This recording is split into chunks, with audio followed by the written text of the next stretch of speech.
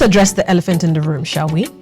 That notorious African timeline for being married. The notorious African timeline for happily ever after. Yes, I'm talking about the race to get married by 30. That often feels like you're sprinting a marathon, but you're sprinting that marathon wearing high heels, stilettos to be precise. Now, my question is, who determined that 30 was the expiry date for getting married? Who came up with that number? The number that when we start to approach it, we start to fast and pray and kabash and kadosh to make sure that we don't get to 30. Because when we get to 30, it's a use by, use before, best before date. It is technically an expiry date. In this video, we're going to be talking about how to overcome the African pressure to be married by 30. I'm going to be giving you practical tips. If you're feeling down, if you're feeling sad that you're almost 30, you are past 30, you're 40, whatever the case may be, and you're unmarried, this video is for you. If you know anyone that's feeling the pressure right now, that's not loving their life because they feel something significant is missing, this video is for them. And be sure to share the video so that they can benefit from all the tips that we're going to be talking about in today's video.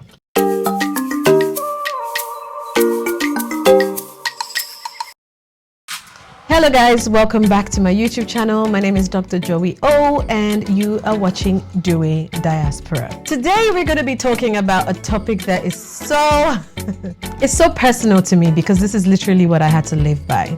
How to overcome the African notion or narration of being expired at 30. I'm Nigerian, so I'm speaking from a Nigerian perspective. Is this something that is common just in Nigeria, or is it an ideology across the board of African countries? Let me know in the comments down below.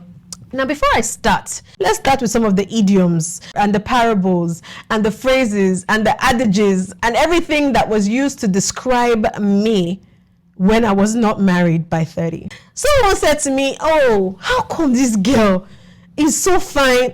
Thank you, by the way. And she's not married. That she must have been very picky when she was younger. And now she does not have as much suitors anymore. I'm like, who told you I don't have suitors? Mind you guys, my issue was never suitors. But the thing is, I already knew what God wanted to do with my life, that I didn't want to compromise on the partner that I ended up with. That's why it's very important to discover yourself when you're single so that your pathway and that of your partners align. And so someone said, she must have been very picky when she was younger, and that's why now she does not have many choices anymore. Now she's getting old. Then a person else said, at this point, she might as well settle for Aki and Popo. First of all, what's wrong with Aki and Popo? But like, why did they make it sound like at 30, anything you see, you take? Oh, I don't agree. I'm sorry, I don't agree. Now, this one was from my dear mother. And I love her to bits. And I think one thing I've come to realize is our parents are always very protective of us, actually. They don't want us to get hurt. They don't want society to bully us when we get to a certain age. And so they try their best and they pray and things like that. And I'm going to tell you about how to have an honest, genuine conversation to reduce the pressure coming from your parents later on in this video. So keep watching for that. But I remember my mom said to me, she was like, she called me, my phone rang. And when I was single that time, whenever my phone rings, I'm like, God, what does this woman want from me? My phone rang and I was like, hello. And when she starts with, Ma, Chidima, how are you? I was like, I'm fine, mommy. I'm like, how are you? She was like, hey, we thank God, I'm not okay. I was like, hey, here we go again. Ma, you know that, I just have to tell you something. I said, okay, mommy, what is it? What's the matter? She said, Ma, Chidima, a woman is like a flower. I was like, okay, all right. And in the morning, she blossoms and she opens up and she spread. I'm like, or the woman or the flower? The flower, listen to me. I said, okay, ma. So the flower will be bright and beautiful, open up, bright in the morning. And do you know what happens in the night? I said, no, mommy, what happens? In the night, she withers. She will wither. My woman is like a flower. Listen to what I'm saying. What the elder can see sitting on the tree. What did he...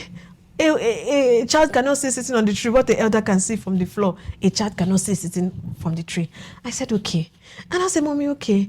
A woman is like a flower. In the morning, she blossoms. In the night, she withers. Mommy, please, what am I? Am I morning or am I night?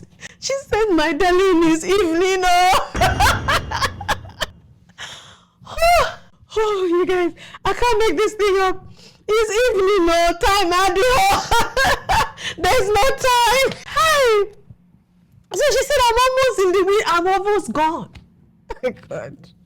I said, God, when will all these things stop? Asafado, in this singleness, any of your single friends you see, don't apply pressure. Please just be patting them and be stroking them. It's not easy, And another one, someone said, yourself, I don't want to call him.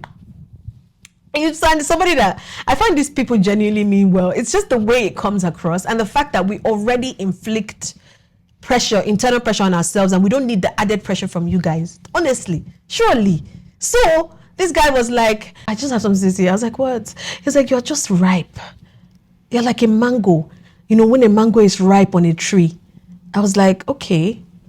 What is with all this garden, flower, fruits? Is this the Garden of Eden? So I'm a flower, so I'm a mango. That's it, they did not call me. He said, you are ripe now. When a mango is ripe on the tree, you want to be ripe on the tree and somebody will come and climb and pluck you. Why are they plucking me? He now dropped the bomb. He now said, you don't want to fall on the floor. Bam. And people will just pick you from the floor. I was like, so where am I? Am I on the tree? Am I on the floor? He said, you are overripe. Guys, let the singles breathe. Let the singles breathe. Oh my goodness, nothing I did not hear. But guess what, guys? I'm here today and I'm laughing about it. And I think why this is really, really strong and something I'm very passionate about is because I know that there are people that are going through this, people that are even suicidal. I've heard of people being suicidal, people that have achievements but feel like they don't have and they've not achieved anything because they don't have the ring. And that's why I'm so passionate about this. And I'm here to tell you that there's light at the end of the tunnel. I lived that life. I got married over 30. If you want to hear my story about how I met my husband, how we got married and what I changed, because there was something significant that I changed and I genuinely think that was the reason why I met my husband. Comment down below. I'll make another video in a follow-up to this, but in this one I'm just trying to tell you what to do while you wait and how to overcome the pressure. I mean, I've just talked about parents, but should we talk about those relentless aunties? When are you bringing your husband? As in, the pressure that I felt was so much more when I went home for Christmas than when I was in the Western world. In the Western world, I mean, 30 is when you start being serious, But Naija, Omo, when are you bringing your husband? Your mates have done this. This one has done that. My mom's friends will always come around and be like, fine girl, come and take picture with me now. Then you just get some random message. Hey, my mom sent me a picture. And she thinks we should talk. Oh, bro. All right, let's get into it. We're going to talk about 8 ways to overcome the African pressure to get married by 30. I want to start just briefly highlighting that Ruth met her Boaz when she was working, not waiting. So don't ever find yourself just waiting and doing nothing at all. The first thing is to focus on your dreams. And I said focus on your dreams because as a married person with 2 kids now, guy, you're never going to have this time that you have ever again. This is the time for you to start that business. Whether it be trial and error, whether it fails or passes, this is the time for you to work. I mean, when I met my husband, I was so determined that he will meet me as an asset and not a liability. I had started my food business. I had a hair business. I had a makeup artistry business. At some point, I was with the United Nations Young Professionals. When he met me, I was already doing my PhD. Make yourself an asset to where when they meet you, it's going to be very difficult to walk away from you. Because you are working, you are doing something. You're not just sitting around waiting for somebody to come and sweep you off your feet like a damsel in distress. And you're finding purpose while you wait. It also helps you to filter out the rubbish. It helps you to pick out and know who your partner is. Because once you identify what your purpose is, when you see the person that doesn't align with your purpose, it will be clear. Do you understand? Even from the conversations, you're going to know that this person is not for you. You need to pay attention to what men tell you in the dating stage. It's so crucial. Because once you know where you're going, because you're using this time efficiently, when you meet someone that does not align with the calling that God has made for you, it is clear. You have to know your calling so that your calling isn't determined by the person that you meet. What if they don't even have a calling? They don't have a direction. Then what? So this is the time for you to focus on yourself. Start that business, join that organization, join that NGO, do that master's degree, do that course, do some self-development. Ask any married person you know. You have kids that require your time. You have babies that need breastfeeding, school runs, this one, that one, you're working, you have a husband to take care of. You are never going to get this time. So this is something that you should use well. Most married couple will tell you, if I had time, the things I would do, time, I'm busy. They know why they're saying it. So this time you can manipulate your finances, you can invest in this place. If it doesn't work, nobody's going to hold cane and flog you. When you're married now, you're doing a joint decision-making process. You can't just go and carry your money, people's money and put somewhere. You have to discuss. And you have to weigh the risks and the opportunities and make sure, is this okay? We have this to, you have to prioritize. Right now, you do anyhow, you see anyhow, you do what you want to do and you trial it. And this is the only time that you're going to get it. Okay? Unless your end all be all is to be a wife, sit down. My sister, balance. Don't do anything.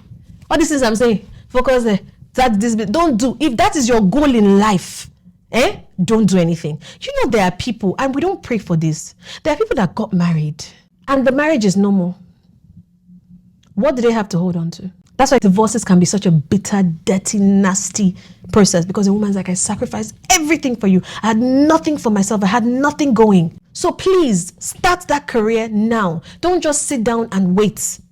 You want to be an asset. When you're an asset, you're more respected in your home than when you're a liability. And I know this goes against everything that the Nigerian mainstream media advertises. You know, how much are you going to give me if I come to you? What is all that? So you don't have any aspiration to make your own money.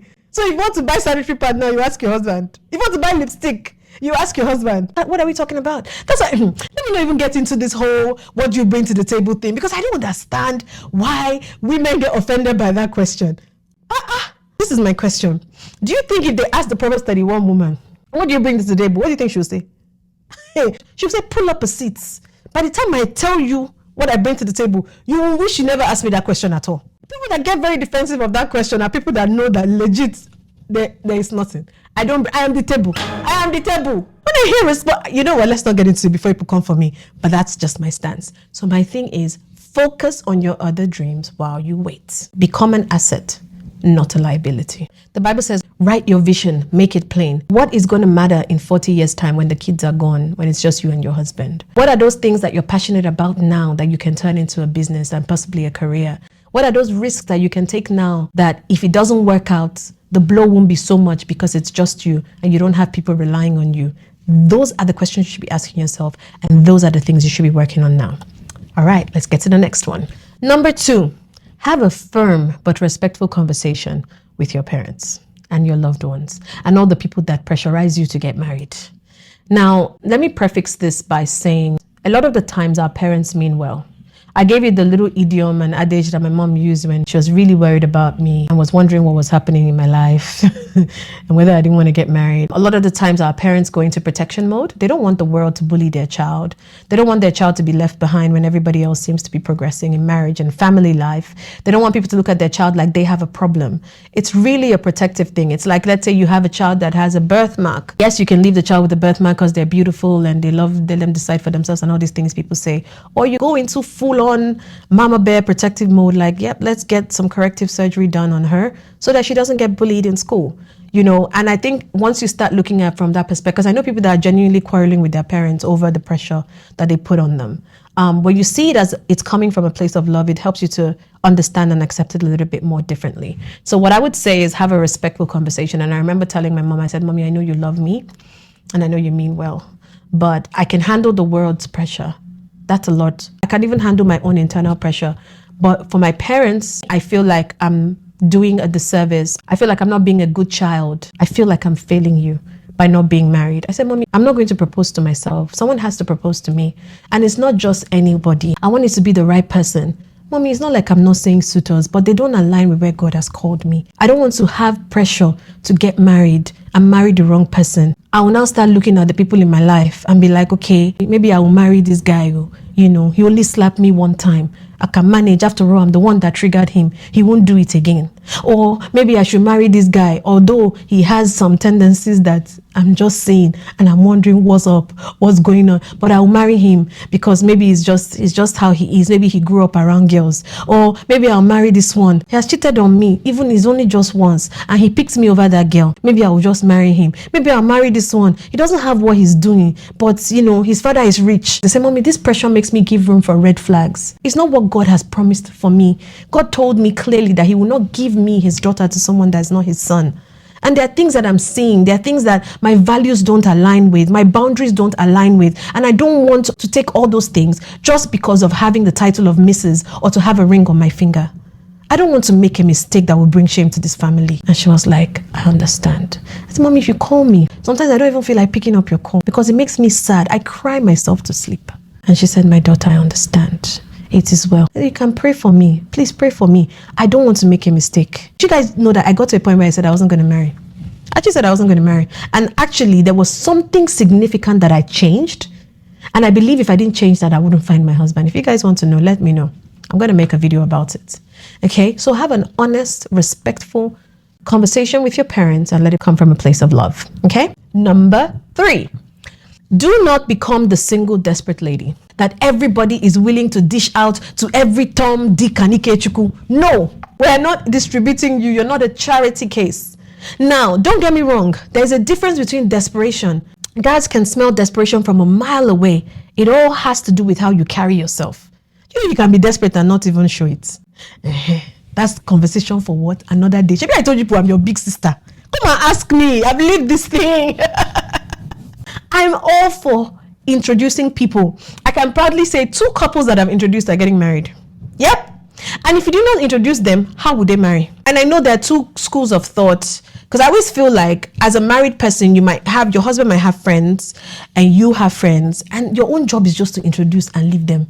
My husband is always the kind of person, he's on the other school of thought of what if they break up? It will now fall back on you. My own is, I tell them, there's one of my little sisters that she just did a traditional marriage. And when we introduced them, I remember just saying, I don't know this guy very well. My husband swears by him, says he's a genuinely honest person.